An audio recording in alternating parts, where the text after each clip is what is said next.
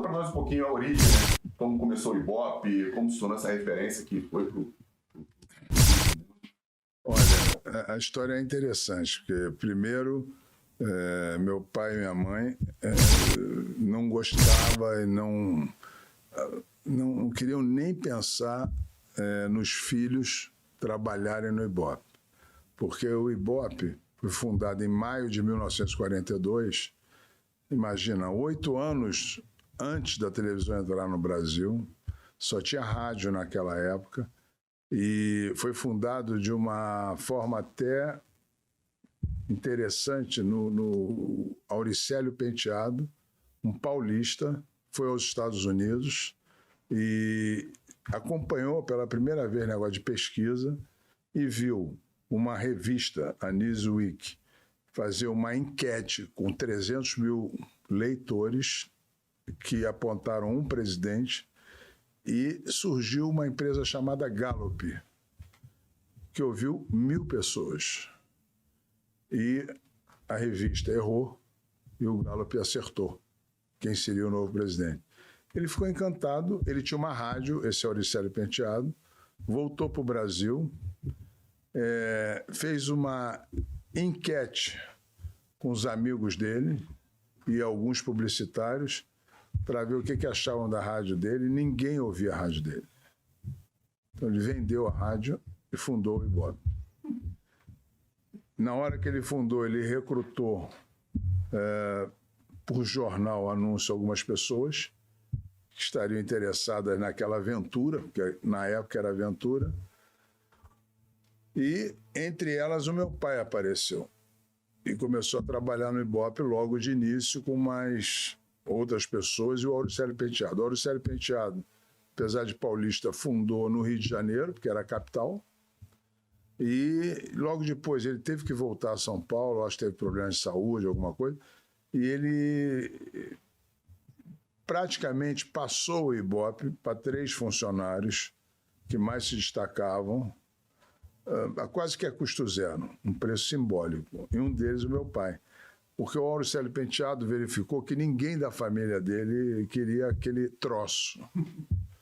E meu pai queria, meu pai antes já tinha trabalhado na NAB, que era uma companhia de aviação, já tinha trabalhado na Tribuna de Imprensa, já tinha trabalhado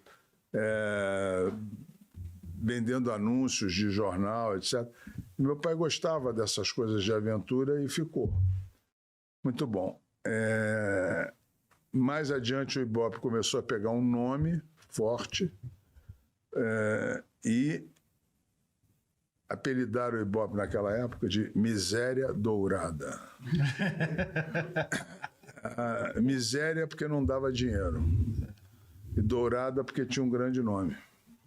Então, o sonho dos meus pais, principalmente da minha mãe, era manter nós somos 4, eu tenho um irmão e mais 2 irmãs, manter os 4 afastados do Ibope. Era o sonho. Que a gente fosse advogado, médico, engenheiro, tudo que eles queriam. Bom, como é que eu entrei no Ibope? Eu, com 17 anos, fiz um vestibular, passei em engenharia, achando que ia ficar com todos os meus amigos, que a minha história toda veio do Colégio São Vicente de Paulo. Então, um colégio que eu era muito feliz, fiz todas as minhas amizades, e eu achei que eu ia continuar com eles. De jeito nenhum. Cada um vai para um lugar quando passa, o negócio da Seis Gran Rio, naquela época. E aí eu vi que eu não detestava engenharia. Depois de pronto? Depois de tudo, passei e tal, detestava engenharia. Aí eu resolvi fazer outro vestibular. Conversei lá com meus pais e tal. Vou fazer agora de economia. Ah, tá bom. Passei. Só que naquela época você podia escolher primeiro ou segundo semestre para começar. E eu fiz em dezembro e escolhi segundo semestre. Porque o meu plano, pensado durante muito tempo, era eu ficar 6 meses na vagabundagem e só começar no segundo semestre. Então, ia ser só praia, namoro, cinema amigos. E a minha mãe descobriu isso. Ele falou, como é que é? Você escolheu o segundo semestre em primeira opção? Eu falei, mãe, para dar um descanso. Que descanso, cara? Bom, aí minha mãe falou assim, não, negativo. Você vai para o Ibope. Vai trabalhar. Vai fazer um estágio com seu pai. Mas ela falou aquilo achando que ia fazer um estágio e ir embora. Me apaixonei. Me apaixonei, adorei e fui crescendo lá. No começo eu era o filho do seu Paulo, nome do meu pai, Paulo de Tarso Montenegro. E o dia que eu senti mais orgulho foi 1 ano e meio depois que me chamaram de Carlos Augusto. A primeira vez que me chamaram de Carlos Augusto dentro do Ibope, não filho do seu Paulo. Eu já estava adquirindo alguma identidade, entendeu? Fiquei 50 anos no Ibope, entendeu? Entrei com 18, 17 para 18, hoje eu estou com 68.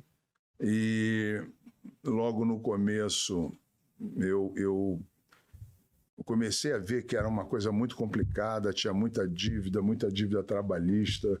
O Ibope tinha mais de 3, 4 mil funcionários no Brasil inteiro. E eu comecei a tentar arrumar aquilo. Dizem que é mais fácil você construir uma casa nova do que reformar uma. E realmente é. Mas eu não podia construir uma casa nova porque eu perderia o nome Ibope. E era um nome que não podia ser jogado fora. É um nome que já estava encaminhada para entrar no dicionário como um adjetivo de sucesso, de coisa boa. Fulano de tal deu Ibope, aquela festa não deu Ibope nenhum, o programa tal deu Ibope, aquele jogo de futebol não está com nada, não vai dar Ibope nenhum. Então, eu tive que arrumar a casa. Infelizmente, meu pai logo depois teve um problema de saúde, ele teve que fazer uma ponte de safena, de coração. Naquela época era muito doloroso, tinha que abrir tudo, depois grampeava, uma coisa complicada. E aí eu assumi praticamente com 20 anos. Assumi aquilo tudo e preocupado, mas ao mesmo tempo contente com o desafio e tal. Por ter acontecido isso, eu não tinha tempo para nada. Eu namorava, não tinha tempo para namoro. Eu ia cedo para a faculdade, que eu estava estudando ainda.